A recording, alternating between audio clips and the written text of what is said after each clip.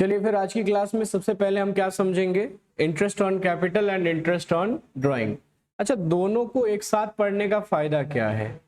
दोनों को एक साथ पढ़ने का फायदा ये है कि ये चाहे आप इंटरेस्ट ऑन कैपिटल की बात करो या चाहे आप किसकी बात करो, इंटरेस्ट ऑन ड्राइंग की बात करो, दोनों ही रिलेटेड हैं। किससे रिलेटेड हैं? दोनों ही रिलेटेड हैं कैपिटल से। दोनों ही किससे रिलेटेड हैं? कैपिटल से। अगर आपसे किसी ने पूछा कि भैया कैपिटल क्या होता है, एक नॉर्मल सा क्वेश्चन है, किसी ने पूछा कि कैपिटल क्या होता है, 11th में आपको बताई गई है, और अगर आपने 11th सही से नहीं पढ़ा है तो कोई दिक्कत नहीं है, फिर से आपको फाइनेंस में पढ़ाया गया होगा। शुरुआत के कुछ चैप्टरों में जब आप स्टार्टिंग पढ़ते हैं तो वहां पे एसेट्स क्या है, लायबिलिटी क्या है, कैपिटल क्या है, इनकम क्या है, एक्सपेंस क्या है, कैपिटल एक्सपेंडिचर्स क्या है, बहुत सारी चीजें बहुत सारी डीप में पढ़ाया गया है। तो आपसे मेरा सवाल है, भैया कैपिटल क्या है? कोई जवाब दे दो, अच्छा लगेगा मुझे। कैपिटल वो अमाउंट होता है जो कि ओनर के द्वारा बिजनेस में इन्वेस्ट किया जाता है, वही आपका कैपिटल कहलाता है। एक बात याद रखिए, अगर आपको छोटी छोटी चीजें नहीं याद आ रही हैं, इसका मतलब है कि आप गलती कर रहे हैं, आप पढ़ने में लापरवाही कर रहे हैं, ये जान लीजिए। लापरवाही आप शुरू कर चुके हैं और यही आपके एग्जाम में ही आपका नंबर खराब करता है। आप कहते हो ना कि सर मैंने तो बहुत लिखा था, नंबर नहीं आए। क्यों नहीं आए? क्योंकि आपका बेसिक कॉन्सेप्ट नहीं क्लियर है ना भाई, इसको क्लियर करिए पहले। तो इंटरेस्ट ऑन कैपिटल और इंटरेस्ट ऑन ड्राइंग एक साथ पढ़ेंगे। क्यों? क्योंकि ये कैपिटल से रिलेटेड होते हैं। एक चीज याद रखिएगा, जो हम बुक्स ऑफ अकाउंट बनाते हैं वो बिजनेस की बनाते हैं, ना कि बिजनेसमैन की बनाते हैं। तो बिजनेस की जेब से कुछ भी अगर जाता है तो बिजनेस के लिए लॉस होता है, और अगर बिजनेस की जेब में अगर कुछ भी आता है तो बिजनेस के लिए प्रॉफिट होता है। सीधा सा कॉन्सेप्ट है, बताया भी था। तो इंटरेस्ट ऑन कैपिटल की अगर हम बात करें तो इंटरेस्ट ऑन कैपिटल, जब कोई भी पार्टनर या जब कोई भी ओनर बिजनेस में पैसा इन्वेस्ट करता है तो बिजनेस उस कैपिटल के बदले उस पार्टनर को या उस ओनर को कैपिटल के बदले इंटरेस्ट अलाउ करता है। क्या अलाउ करता है? इंटरेस्ट अलाउ करता है। अब आप कहोगे कि सर बिजनेस और बिजनेसमैन दोनों एक ही होते हैं। अरे भैया, वो आपकी नजरों में एक है लेकिन बिजनेस की नजरों में एक नहीं है। बिजनेस एंटिटी प्रिंसिपल कहता है the business and businessman both are different. चाहे सोल हो, चाहे पार्टनर हो, चाहे कंपनी हो। तो अगर दोनों अलग अलग हैं तो हम दोनों को अलग अलग एंटिटी मानेंगे, दोनों को सेपरेट सेपरेट एग्जिस्टेंस मानेंगे। और जब दोनों को सेपरेट सेपरेट मानेंगे तो बिजनेस की तरफ से जा रहा है पैसा, बिजनेस की तरफ से जा रहा है पैसा, तो बिजनेस के लिए क्या कहलाएगा बेटा? Interest on capital. क्या कहलाएगा? जल्दी से बताएंगे। इंटरेस्ट ऑन कैपिटल बिजनेस के लिए क्या कहलाएगा? लॉस कहलाएगा, लॉस किया जाएगा। और फिर जब हम इंटरेस्ट ऑन ड्राइंग की बात करते हैं, जब हम किसकी बात करते हैं? इंटरेस्ट ऑन ड्राइंग इस बार। अच्छा, ड्राइंग क्या होता है? देखो एक चीज जानो, जैसे ही आपने इंटरेस्ट ऑन कैपिटल को जाना, इसको जानने से पहले मैंने कैपिटल बोला था, तो इंटरेस्ट ऑन ड्राइंग को जानने से पहले पहले ड्राइंग को जानो। ड्राइंग क्या होता है? वो अमाउंट होता है जो बिजनेसमैन के द्वारा पर्सनल पर्पस के लिए निकाला जाता है। एक चीज जानो, जहां पे पर्सनल शब्द आ जाए हमेशा याद रखिए वो पैसा ओनर ने निकाला है, क्योंकि बिजनेस में कोई और व्यक्ति पर्सनल यूज के लिए निकाल नहीं सकता। भाई एक बात बताओ, बिजनेस में दो ही तरीके के लोग वर्क करते हैं, या तो मालिक काम करेगा या तो कर्मचारी काम करेगा। तो क्या कर्मचारी अपने पर्सनल पर्पज के लिए अकाउंट से पैसा निकालेगा? आंसर है नहीं सर। पैसा निकाल कौन सकता है? Sir owner. पैसा निकाल कौन सकता है? ओनर, क्योंकि सारी controlling power related to the cash किसके पास है? ओनर के पास ही तो है। तो जहां शब्द पर्सनल आ जाए समझ लीजिए वहां पे ड्राइंग है। तो ड्राइंग क्या होता है सर? वो अमाउंट होता है जिसे ओनर पैसे बिजनेस से निकालता है फॉर द पर्सनल पर्पस, और उसी इसके ड्राइंग के बदले अब ओनर इंटरेस्ट पे कर रहा है। क्या पे कर रहा है? इंटरेस्ट। तो ये जरा सोच के बताओ, अब बताओ किसकी जेब में पैसा आ रहा है? बिजनेस की जेब में पैसा आ रहा है, बिजनेसमैन की जेब में? बिजनेस की जेब में पैसा आ रहा है ना, क्योंकि बिजनेसमैन पे कर रहा है। तो ये इंटरेस्ट ऑन ड्राइंग बिजनेस के लिए क्या कहलाएगा बेटा? क्या कहलाएगा? प्रॉफिट कहलाएगा। समझ में आ गया? अब एडजस्टमेंट देखो बहुत ध्यान से। तो अगर इंटरेस्ट ऑन कैपिटल लॉस है, कौन सा लॉस है ये सर? डायरेक्ट है कि इनडायरेक्ट है? ऑलवेज जानिए इनडायरेक्ट है।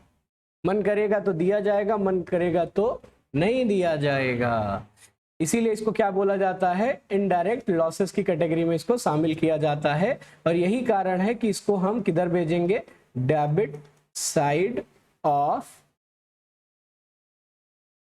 Profit and loss account. और इस इंटरेस्ट ऑन ड्राइंग को किधर भेजेंगे बेटा? Credit side of profit and loss account. ये हो गया हमारा एडजस्टमेंट नंबर 1। ये हो गया हमारा क्या? Adjustment number 1। अब एडजस्टमेंट नंबर 2 देखते हैं। कैसे? क्योंकि ये दोनों रिलेटेड हैं किससे? कैपिटल से। ये दोनों रिलेटेड हैं किससे बेटा? कैपिटल से। तो कैपिटल में हम क्या करेंगे भाई? कैपिटल कहाँ दिखाया जाता है? आप कहोगे सर बैलेंस शीट के लायबिलिटी साइड में कैपिटल बैलेंस है। अब इस कैपिटल बैलेंस में अच्छा इंटरेस्ट ऑन कैपिटल की वजह से कैपिटल का बैलेंस बढ़ेगा कि घटेगा? ऑब्वियसली कैपिटल का बैलेंस क्या हो जाएगा? बढ़ जाएगा। और इंटरेस्ट ऑन ड्राइंग की वजह से कैपिटल का बैलेंस क्या हो जाएगा? बताइए जरा, क्या हो जाएगा? घट जाएगा ना। तो यहाँ पे हम जोड़ेंगे क्या? इंटरेस्ट ऑन कैपिटल ऐड कर देंगे और फिर सबसे पहले क्या माइनस करेंगे? ड्राइंग। क्योंकि ड्राइंग तभी आएगा, इंटरेस्ट ऑन ड्राइंग तभी आएगा जब आपका ड्राइंग दिया रहेगा। लीजिए ये हो गया हमारा दूसरा एडजस्टमेंट। बताइए इसमें कोई समस्या आप लोगों को? कोई समस्या बेटा? नहीं? पक्का? आइए फटाफट जर्नल एंट्री भी देख लेते हैं। क्या देख लेते हैं? Journal entry. तो सबसे पहले इंटरेस्ट ऑन कैपिटल की जर्नल एंट्री देखते हैं। तो ये पार्टनर ये आपका प्रॉफिट एंड लॉस अकाउंट के डेबिट साइड में है ना, लेजर है ना डेबिट साइड। तो जर्नल एंट्री में किस साइड? बताया था रूल, जो लेजर में डेबिट रहता है जर्नल एंट्री में क्या होगा? क्रेडिट होगा। और जो क्रेडिट होगा वो जर्नल एंट्री में क्या होगा? डेबिट। यानी ये डेबिट साइड ऑफ पीएल भेजा जा रहा है, लेजर है ना, तो जर्नल एंट्री में किस साइड रहेगा? ये क्रेडिट ना। तो यानी एंट्री क्या होगी आपकी? Profit and loss account debit to interest on capital account. ठीक। अच्छा इंटरेस्ट ऑन ड्राइंग की क्या एंट्री होगी सर? इंटरेस्ट ऑन ड्राइंग की कोई बताओ, तुम समझ में आ जाए मुझे जल्दी से। हाँ भाई कोई बता दो जल्दी से, इंटरेस्ट ऑन ड्राइंग की क्या एंट्री होगी? क्या एंट्री होगी भाई? सर ये पीएल के क्रेडिट में है तो जर्नल एंट्री के किधर जाएगा? ये डेबिट में। तो यानी interest on drawing account debit to profit and loss account. अच्छा मेरे बोलने का इंतजार होता रहता है क्या है? ऐसा तो नहीं बेटा कि अगर आप गलत बोल देंगे तो मैं आपके नाम पे उम्र कैद की सजा घोषित कर दूंगा। ऐसा तो नहीं है ना? तो बोला करो यार। अभी और कुछ बोलने को बोलूं तो अभी वहीं शुरू हो जाओगे सारे के सारे। बोलिए भैया, आंसर दीजिए। जो बच्चे YouTube पे क्लास देख रहे हैं या जो बच्चे Facebook पे क्लास देख रहे हैं, बेटा जी समझ में आ गया आप लोगों को? देखिए एक चीज़ जानिए, अगर आपको नहीं कोई भी दिक्कत होती है, कोई भी प्रॉब्लम होती है तो आप परेशान ना होइए। आपके स्क्रीन पे नंबर कंटिन्यू चल रहे हैं, उस नंबर पे आप हमें व्हाट्सएप या कॉल करके अपनी प्रॉब्लम को पूछ सकते हैं। क्योंकि जब तक आप अपनी प्रॉब्लम नहीं पूछोगे हमें कैसे पता चलेगा भाई आपको आ रहा है कि नहीं आ रहा है। ठीक है, तो कोई भी प्रॉब्लम रहे पूछिए, नंबर आपका स्क्रीन पे है। चलिए बेटे हम लोग आगे बढ़े। चलिए तो अगला एडजस्टमेंट हमारा इंटरेस्ट ऑन कैपिटल और इंटरेस्ट ऑन ड्राइंग हो गया हमारा। अब नेक्स्ट लिखिए जरा जल्दी से। चले बेटा आगे हम हेडिंग लिखिए adjustment related to purchase. Adjustment related to purchase, एक साथ इसको हम कराएंगे, ठीक है ना।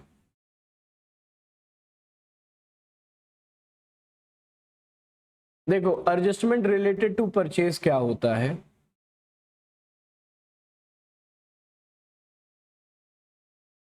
एडजस्टमेंट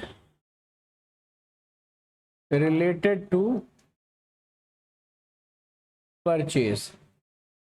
अच्छा एक बात बताइए, अगर हम लोग जब परचेज करते हैं तो मैंने आपको बताया था कि भाई परचेज दो तरीके का होता है, या तो कैश परचेज होगा या तो क्रेडिट परचेज होगा। सही है कि गलत है? सही है। यानी जब हम परचेज की एंट्री की बात करते हैं तो परचेज में हमारे पास किस तरीके की एंट्री आती है। सबसे पहले गुड्स परचेज, हमारे पास कौन सी एंट्री आती है? Goods purchase. और इस गुड्स परचेज में या तो कैश परचेज रहेगा या तो बेटा क्या रहेगा आपका, क्रेडिट परचेज रहेगा। सही है कि गलत है भैया? सही है सर। उसी तरीके से जब हम गुड्स रिटर्न की बात करते हैं, जब हम किसकी बात करते हैं बेटा? गुड्स रिटर्न की बात करते हैं। तो अच्छा गुड्स रिटर्न का एक और नाम है, रुक जाइए प्रवीण से पूछने दीजिए, क्योंकि उस दिन बहुत भौकाल काटा था इन्होंने कि सर आपने तो बताया ही नहीं था, तो मैंने फिर से इन्हें बताया था। तो बताइए भैया क्या नाम है? परचेज रिटर्न का एक और नाम है। तो बेटा आज नहीं बता पाए तो आज मारेंगे तुमको हम, याद रखिएगा।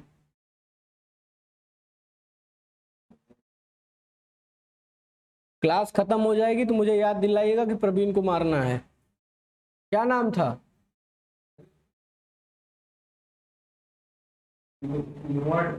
इनवर्ड की आउटवर्ड?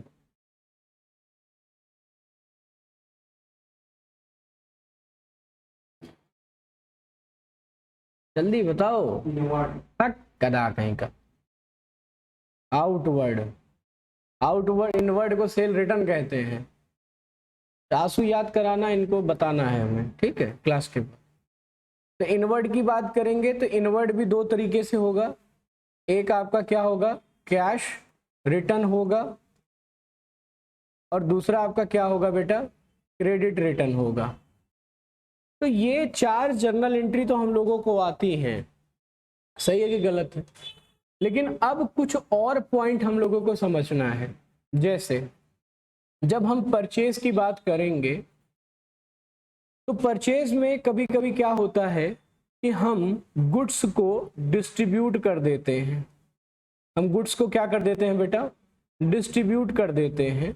और डिस्ट्रीब्यूट करते हैं किस लिए, फ्री सैंपल के लिए। करते हैं कि नहीं करते भैया? हाँ या ना में जवाब दे दीजिए। गुड्स को हम लोग क्या कर देते हैं, डिस्ट्रीब्यूट कर देते हैं फॉर द फ्री सैंपल। कभी कभी होता है कि सर गुड्स को क्या कर लिया गया है, विड्रॉ कर लिया गया है फॉर द पर्सनल यूज, यानी goods withdraw for personal use, for personal use. ये भी हो सकता है कि नहीं हो सकता? ये भी हो सकता है। अच्छा साथ ही साथ और गुड्स के साथ क्या किया जा सकता है बेटा, गुड्स को हम दे दिए हैं। सर दे दिए हैं, कहाँ दे दिए बेटा, given as a charity. Given as a क्या, चैरिटी, यानी हमने दान में दे दिया। हमने गुड्स को किस में दे दिया, दान में दे दिया, ठीक है। अच्छा और गुड्स को के साथ क्या ट्रीटमेंट हो सकता है सर, गुड्स हमारा लॉस्ट बाय फायर हो जाए। लॉस्ट बाय क्या हो जाए, फायर हो जाए, या सर कोई चोरी कर ले जाए, तो ऐसा भी हो सकता है सर।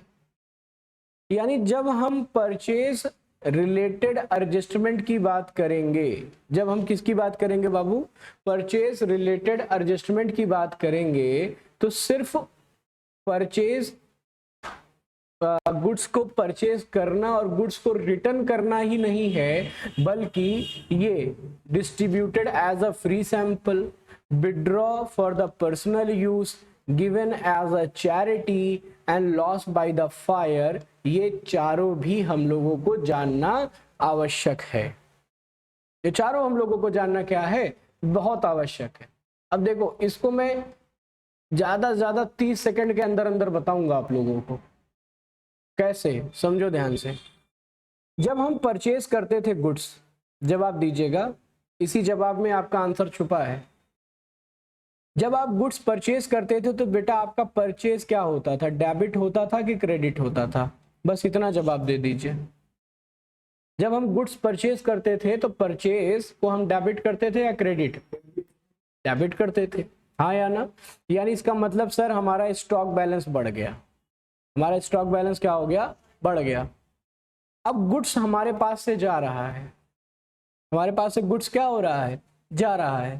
तो जब आ रहा था तो हम डेबिट किए थे, तो जा रहा है तो क्या कर देंगे? क्रेडिट कर देंगे, हाँ या ना? पक्का? बस इतना पकड़ के चलिएगा, 1 मिनट और लेंगे। ये जो डिस्ट्रीब्यूट आप फ्री सैंपल कर रहे हो, सोच के बताओ ये बिजनेस के लिए प्रॉफिट है या लॉस है? बिजनेस के लिए प्रॉफिट है या लॉस है? हाँ भैया, distributed as a free sample कर रहे हैं, लॉस है ना, क्योंकि पैसा तो मिलना नहीं है। और ये भाई साहब जो पर्सनल यूज के लिए निकाल लिए, ये भी लॉस है। जो हमने चैरिटी में दे दिया सर, ये भी लॉस है। सर ये जो आग लग गई और चोरी हो गई, ये भी लॉस है। और लॉस को ऑलवेज क्या करते हैं? डेबिट ना।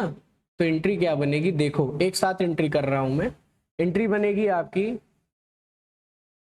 फ्री सैंपल या एडवर्टाइजमेंट अकाउंट डेबिट। फिर उसके बाद यहाँ पे क्या लिखेंगे? ड्राइंग, क्योंकि पर्सनल यूज के लिए निकाले हो ना बेटा, टू डेबिट अकाउंट डेबिट, और फिर क्या? लॉस बाई फायर या फिर थेफ्ट अकाउंट डेबिट। सारा डेबिट डेबिट हो गया, तो सर क्रेडिट किसको कर देंगे? बताइए, टू परचेज, क्योंकि इन सब की वजह से परचेज का बैलेंस हमारा क्या हो रहा है? घट रहा है। बताइए, देखो इतना सारा तामझाम एक जर्नल एंट्री में सिमट गया। तो सिर्फ समझने की देर है और आपका कॉन्सेप्ट की देर है। समझ गए? अभी इसको मैं 4 अलग अलग तरीके से बताऊं तो कोई मतलब नहीं है। चारों को एक साथ बता दो, क्योंकि सब एक साथ रिलेटेड है। बहुत जल्दी से नोट करिए बेटा। कोई प्रॉब्लम जो आपको ना समझ में आई हो, कोई जर्नल एंट्री, कोई पॉइंट जिसको लगे देख के कि अरे सर एक बार आप फिर बता दो, है ऐसा कुछ है?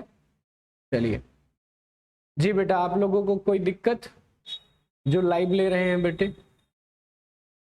या जो बच्चे बाद में इस क्लास को रिकॉर्डेड देखेंगे, कोई दिक्कत होगा तो जो नंबर आपका चल रहा है उस नंबर पे आप ज़रूर हमें व्हाट्सएप या कॉल करिएगा।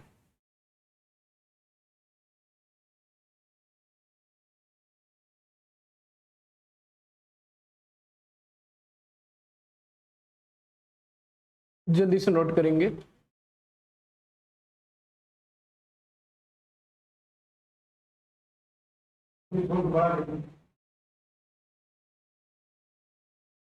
एक साथ नहीं आएगा फिर ना, बड़ा कर देंगे।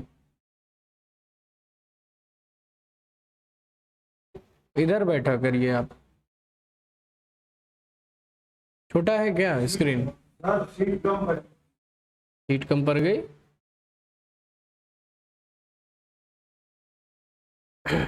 नोट करिए, नोट करिए।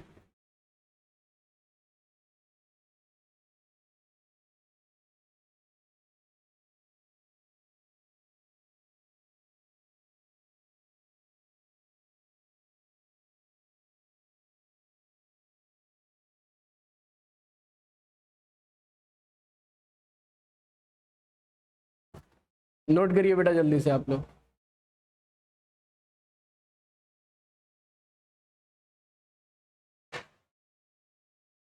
चलिए अगला एडजस्टमेंट लिखिए, मैनेजर कमीशन।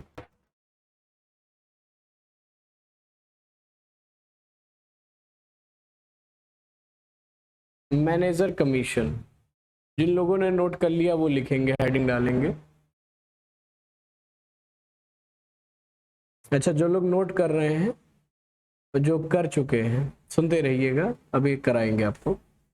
देखो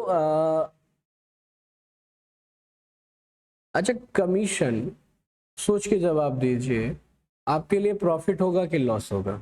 आपको कमीशन दिया जा रहा है, मतलब आप किसी मैनेजर को, अपने मैनेजर को, मैनेजर कौन है? आपका एम्प्लॉय है ना, आप मैनेजर को कमीशन दे रहे हो, तो बिजनेस के लिए ये प्रॉफिट है कि लॉस है? ऑब्वियसली लॉस है सर। बिजनेस में जो भी कुछ जाएगा, हमेशा याद रखिए, कुछ भी गया बिजनेस के पास से, सिर्फ लाइबिलिटी को छोड़कर, किसको छोड़कर? लाइबिलिटी को छोड़कर, क्योंकि लाइबिलिटी के जाने से हमको प्रॉफिट होता है, बाकी कुछ भी चला जाए, ठीक है, वो आपके लिए क्या है? लॉस है। अब जब हम मैनेजर कमीशन की बात करेंगे, तो मैनेजर कमीशन मतलब मैनेजर को तो आप सैलरी दे रहे थे, तो आपने अकाउंट एंट्री कर दिया था, salary account debit to cash या बैंक या उसका नाम, लेकिन अब उसको आप साथ ही साथ क्या दे रहे हो? कमीशन दे रहे हो। जब हम कमीशन की बात करेंगे तो यहाँ पे हमको थोड़ा सा कैलकुलेशन देखना पड़ेगा, क्योंकि हमको सबसे पहले मैनेजर के कमीशन का अमाउंट कैलकुलेट करना पड़ेगा। अब ये कैसे होगा सर? सामने देखिए, आपके प्रश्न में मैनेजर कमीशन दो तरीके से आ सकता है। कितने तरीके से आ सकता है बेटा? दो तरीके से आ सकता है। पहला तरीका, आपसे कहेगा कि calculate the manager commission amount, calculate the manager commission amount net profit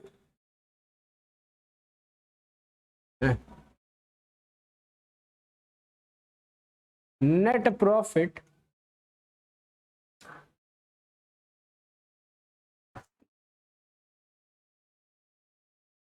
ध्यान दीजिए क्या लिख रहा हूं मैं, क्या लिखा मैंने? Before, net profit before commission, net profit before commission. ये शब्द बहुत ध्यान से याद रखिएगा, क्योंकि इसी में आपके फॉर्मूले का राज छुपा है। और दूसरा आपके सामने आएगा नेट प्रॉफिट, और यहां पे मैं क्या लिख रहा हूं? After commission. क्या लिख दिया मैंने? Net profit before commission, net profit after commission. अब हम फॉर्मूला यूज करेंगे, और क्या है फॉर्मूला जरा ध्यान से देखिएगा। अगर बिफोर लगा है, क्या लगा है बाबू? बिफोर लगा है, तो आप कमीशन कैसे कैलकुलेट करोगे? Commission is equal to net profit, जो भी आपका नेट प्रॉफिट है, into rate upon 100, into rate upon क्या? 100। ये फॉर्मूला आप यूज करेंगे कमीशन को कैलकुलेट करने के लिए, net profit into rate upon 100, ठीक। और जब मैनेजर कमीशन आफ्टर रहेगा, जब मैनेजर कमीशन बेटा कब रहेगा? आफ्टर रहेगा, तो हम यहां पे फॉर्मूला क्या यूज करेंगे? Commission is equal to net profit into rate upon 100 plus rate, rate upon 100 plus rate. बताओ समझ में आ गया कि नहीं आ गया? तो अगर बिफोर शब्द रहेगा, लिखा रहेगा प्रश्न में, ऐसा नहीं है कि आपको खोजना पड़ेगा ना, बहुत ध्यान से पढ़ोगे तो आपको तुरंत मिल जाएगा। तो अगर बिफोर नेट प्रॉफिट है, तो आप फॉर्मूला क्या यूज करेंगे? Net profit into rate upon, बोलिए, 100। और अगर यही शब्द आफ्टर में दिया रहेगा, इसमें दिया रहेगा, आफ्टर में दिया रहेगा, तो आप क्या फॉर्मूला यूज करेंगे? Net profit into rate upon 100 plus rate. बताओ बेटा समझ में आ गया? आ गया समझ में? अच्छा हाँ, अब ये मैनेजर कमीशन ऑर्गेनाइजेशन के लिए होता क्या है भाई? सर लॉस होता है। तो अगर ये मैनेजर कमीशन फर्म के लिए लॉस है तो इसे किस साइड भेजा जाएगा? डेबिट साइड या credit side? Debit side of PL या क्रेडिट साइड ऑफ पीएल? क्या होगा बेटा?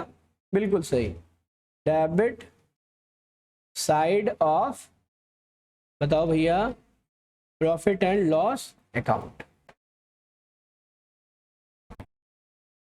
अच्छा होगी सर। तो जर्नल एंट्री देखो जरा ध्यान से, जर्नल एंट्री क्या होगी? एंट्री होगी आपकी profit and loss account debit to manager commission.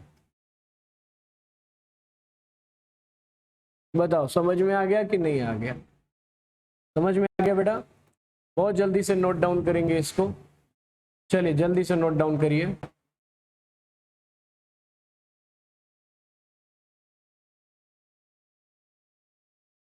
Manager commission,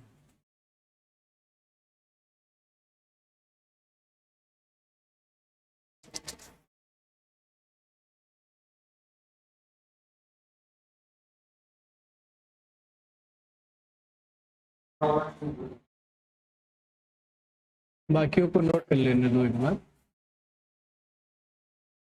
वो क्लास के बाद नोट कर लीजिएगा, कोई दिक्कत नहीं, भी करा देंगे आप।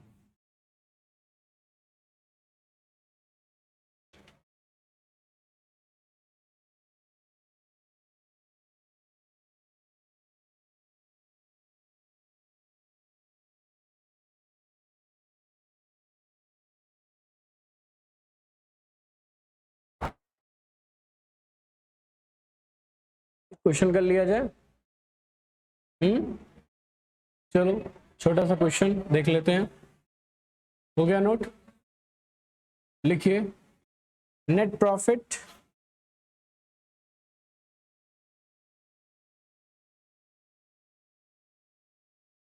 प्रॉफिट दिया है 2 लाख। कितना दिया है बेटा? 2 लाख। आपसे कहता है calculate manager commission,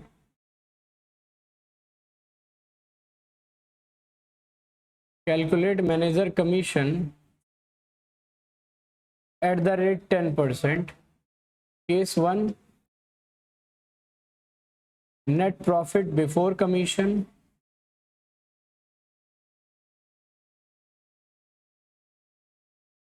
net profit before commission, और दूसरा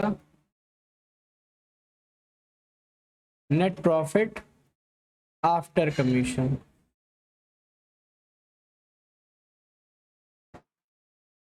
net profit before commission, net profit after commission. देखिए जरा, बिफोर कमीशन रहेगा तो सिंपल सा फॉर्मूला वही लगाएंगे sir, net profit into rate upon 100, यानी 10 बटा क्या 100, कितना आ जाएगा?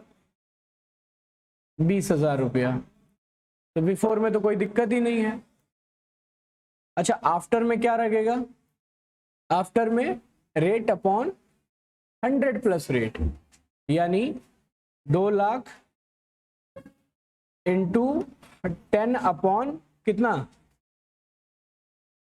100 या 110, 100 या 110? 110, क्योंकि 100 तो रहेगा प्लस रेट कितना है 10% है ना, तो कितना हो जाएगा 110। जरा काट के बताइए बेटा कितना आ रहा है? एक जीरो से एक जीरो कट गया। अब इसको जरा काटिए पीटिए जल्दी से बताइए, पॉइंट में आएगा कुछ।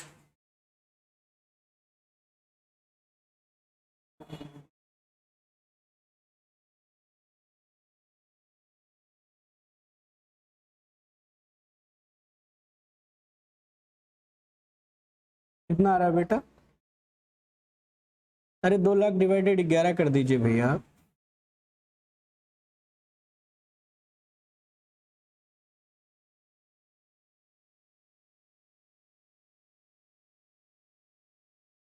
कितना,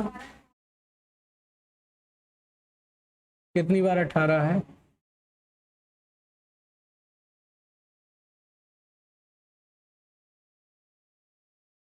बेटा कुछ गड़बड़ ना किया करो, लाओ दो मुझे दो। 18,000 ऐसे कुछ करके आएगा।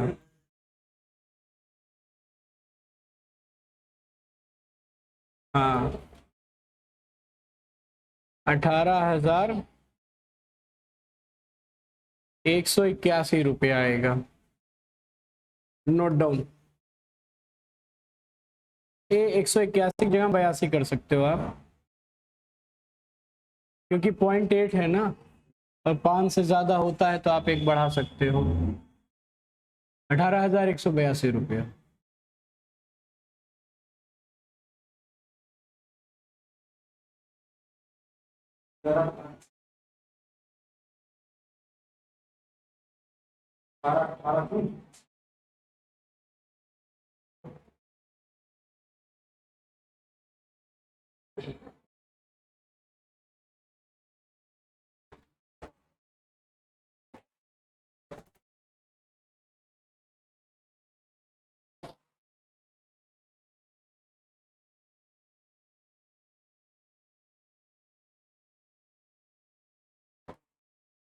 अच्छा एक चीज सुनिए, जो हमारी नेक्स्ट क्लास रहेगी उस क्लास में हम लगवाएंगे प्रैक्टिकल क्वेश्चन, क्योंकि लगभग हमारे एडजस्टमेंट हो गए हैं ख़त्म। 80% एडजस्टमेंट ख़त्म हो चुके हैं, जान लीजिए। और इन एडजस्टमेंट को चाहे आप अब समझ लीजिए या चाहे आप लोग याद कर लीजिए, दोनों विकल्प हैं आपके पास, अवेलेबल हैं। और जिन लोगों ने प्रीवियस का लेक्चर नहीं देखा है, प्रीवियस का क्लास नहीं लिया है किसी कारण, वो ज़रूर देख लीजिए, लेक्चर आपका अपलोड है। ठीक है भैया, कल जब मैं क्वेश्चन कराऊं तो कोई मुझे ये नहीं कहेगा कि सर हमने ये वाला तो पढ़ा ही नहीं है, सर ये एडजस्टमेंट कैसे होगा सर। तो वो उन निगाहों से कोई मुझे नहीं देखेगा कि जैसे सर पता नहीं कौन सी दुनिया की बातें कर रहे हैं। ठीक है भैया, तो कृपया करके आज जाकर जो भी आपका छूटा है उसको ज़रूर पढ़िए, क्योंकि कल हम लोग लगवाएंगे क्वेश्चन, और ढेर सारा क्वेश्चन, कम से कम कुछ नहीं तो 30 से 40 क्वेश्चन लगवाएंगे, क्योंकि ये चैप्टर बहुत ज़्यादा इम्पॉर्टेंट है आपके लिए। आपके सिर्फ एग्ज़ाम के लिए नहीं इम्पॉर्टेंट है, बल्कि आपकी लाइफ में भी इसका बहुत इम्पॉर्टेंट रहेगा। आप आगे चल के अगर अकाउंटेंट बनेंगे किसी भी ऑर्गेनाइजेशन के, तो अकाउंटेंट बनने का मतलब ही यही होता है, to prepare the final account, to prepare the profit and loss account with the balance sheet. आपको जब एडजस्टमेंट ही नहीं पता रहेगा तो आप काहे का फाइनेंशियल स्टेटमेंट बना पाओगे भाई, क्योंकि इसी के आधार पे आप आगे चल के कैश फ्लो बनाओगे, फंड फ्लो बनाओगे, बजटरी कंट्रोल करोगे, एनालिसिस करोगे, रेशियो बनाओगे, कंपैरेटिव स्टेटमेंट बनाओगे। यानी जब तक आपको ये चीजें नहीं आएंगी तब तक आप आगे का कुछ भी नहीं कर पाओगे। मैंने आपको क्या कहा था, accounting is the art of recording, classification, summarising. तो summarising is the last step for the accountant, but analysis, interpreting and communication is the part of the management accounting. तो अगर आप चाहते हो कि आप मैनेजमेंट के साथ बैठो, तो चाहते हो कि बस जिंदगी भर कलर की बनना है, मैनेजमेंट बनना है ना, बैठना है ना मैनेजमेंट के साथ, टॉप लेवल में जाना चाहते हो कि नहीं जाना चाहते हो भैया, इसके लिए ये जरूरी है, ये बेस है आपका। क्यों? क्योंकि इसके बाद एनालिसिस होता है through the budget, through the fund flow, through the cash flow, through the ratio, through the comparative statement. यही तो होता है। समझ में आ गया? तो पढ़िएगा जरूर, ठीक है।